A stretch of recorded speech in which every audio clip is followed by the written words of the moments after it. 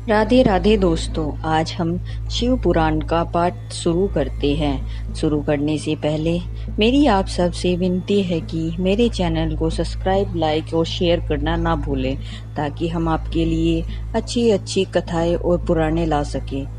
ओम नमः शिवाय। चलो आइए शुरू करते हैं।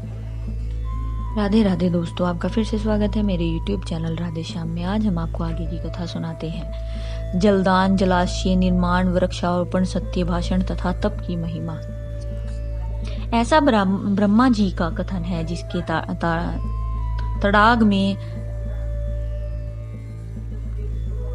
शरत काल तक जल ठहरता है, उसे सहस्त्रों गोदान का फल मिलता है, इसमें संशय नहीं है। जिसके तालाब में हेमंत और शिशिर ऋतु तक पानी मौजूद रहता है, वह बहुत सी स्वर्ण मुद्राओं की दक्षिणा से युक्त यज्ञ का फल प्राप्त पाता है। जिसके सरोवर में वसंत और ग्रीष्म काल तक पानी बना रहता है, उसे अतिरात्र और अश्वमेघ यज्ञों का फल मिलता है।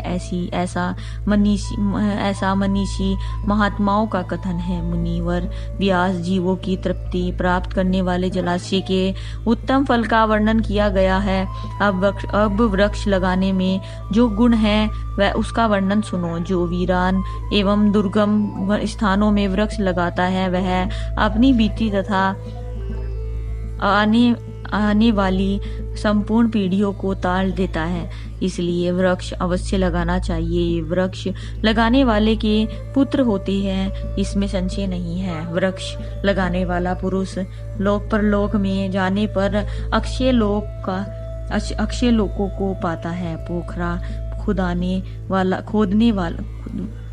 वाला, वृक्ष लगाने वाला तथा यज्ञ करवाने वाला जो द्विज है, वह तथा दूसरे सत्यवादी पुरुषों से स्वर्ग से कभी नीचे नहीं गिरते। सत्य ही पार ब्रह्म है, सत्य ही परम तप है, सत्य ही श्रेष्ठ यज्ञ है और सत्य ही उत्कृष्ट शस्त्र ज्ञान है। सोए हुए पुरुषों में सत्य ही जागता है, सत्य ही परम पद है। सत्य से ही पृथ्वी टिकी हुई है और सत्य में ही सब कुछ प्रतिष्ठित है। तप, यज्ञ, पुण्य, देवता, ऋषि और पितरों का पूजन, जल तथा विद्या, ये सब सत्य पर ही अवलंबित है। सबका आधार सत्य ही है। सत्य ही यज्ञ, तप, दान, मंत्र, सरस्वती देवी तथा ब्रह्मचार्य है। ओकार भी सत्य रूप ही है। सत्य से ही वायु चलती है, सत्य से ही सूर्य तपता है, सत्य से ही आग जलाती है और सत्य से ही स्वर्ग टिका हुआ है। लोक में संपूर्ण वेदों का पालन तथा संपूर्ण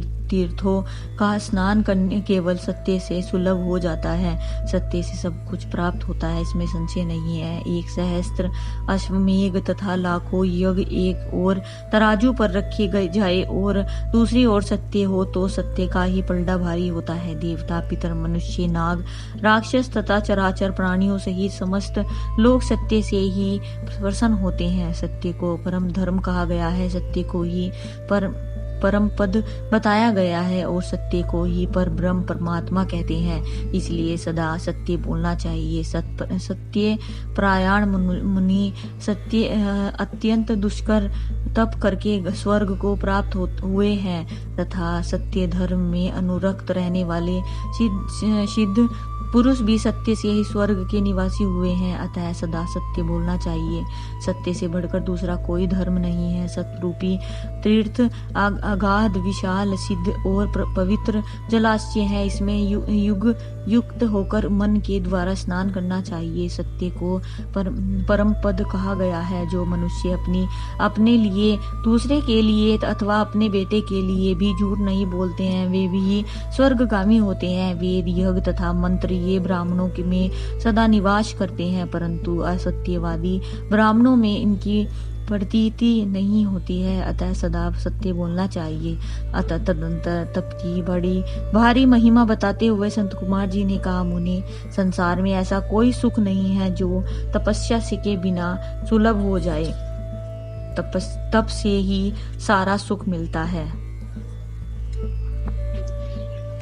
इस बात को वेद वेदांत पुरुष जानते हैं। यज्ञ, विज्ञान, आरोग्य, सुंदर रूप, सौभाग्य तथा शाश्वत सुख तप से ही प्राप्त होते हैं, तपस्या से ही ब्रह्मा बिना परिश्रम के ही संपूर्ण विशेष की दृष्टि करते हैं। तत्पश्चात तपस्या से ही विष्णु इसका पालन करते हैं, तपस्या के बल से ही रुद्रदेव संहार करते हैं तथा तप के प्रभाव से ही शेष अशेष भूमंडल को धारण करते हैं। संत कुमार जी कहते हैं, मुने जो वन में जंगली फल मूल खाकर तप करता है और जो वेद की एक क्षणचा का स्वाध्याय करता है, इन दोनों का फल समान है। श्रेष्ठ द्विज वेद अध्याय से जिन पुण्यों को पाता है उससे दूना फल वह उस वेद को पढ़ाने से पाता है। मुने जिसे चंद्रमा और सूर्य के बिना जगत में अंधकार छा जाता है, उसी प्रकार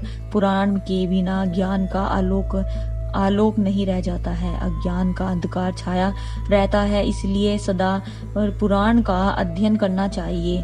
अज्ञान के कारण नरक में पढ़कर सदा संतृप्त होने वाले लोग को जो शास्त्र का ज्ञान देकर समझाता है, वह पुराण वक्ता अपनी इसी महत्ता के कारण सदा पूजनीय है। जो साधु पुरुष पुराण वक्त विद्वान को दान का पात्र समझकर बड़ी प्रसन्नता के साथ उसे उत्तमोत्तर वस्तु देता है, वह परम गति को प्राप्त होता है। जो सुपात्र ब्राह्मणों को भूमि, गो, रथ, हाथी और सुंदर घोड़े देता है, उसके पुण्य फल का वर्णन सुनो।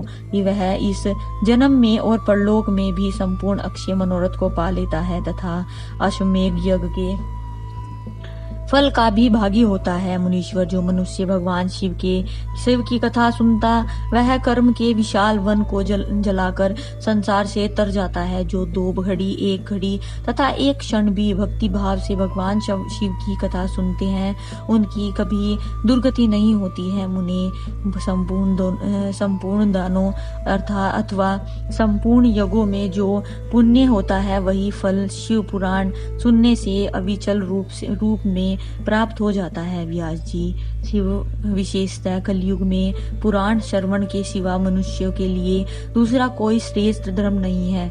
वही उनके लिए मोक्ष एवं ध्यान रूपी फल देने वाला बताया गया है। शिव पुराण का श्रवण और शिव नाम का कीर्तन मनुष्यों के लिए कल्प वृक्ष का रमणीय फल है, इसमें संशय नहीं है। यज्ञदान तप और तीर्थ सेवन से जो फल मिलता है, उसी को मनुष्य पुराणों के श्रवण मात्र से पा लेता है। आज की कथा में यही समाप्त करते हैं, आगे की कथा आपको कल सुनाएंगे। ओम नमः शिवाय। अगर आपको मेरी वीडियो अच्छी लगी तो बेल आइकन दबाना ना भूलें, ताकि आपको मेरे आने वाली वीडियोस का नोटिफिकेशन मिलता रहे। धन्यवाद। ओम नमः शिवाय।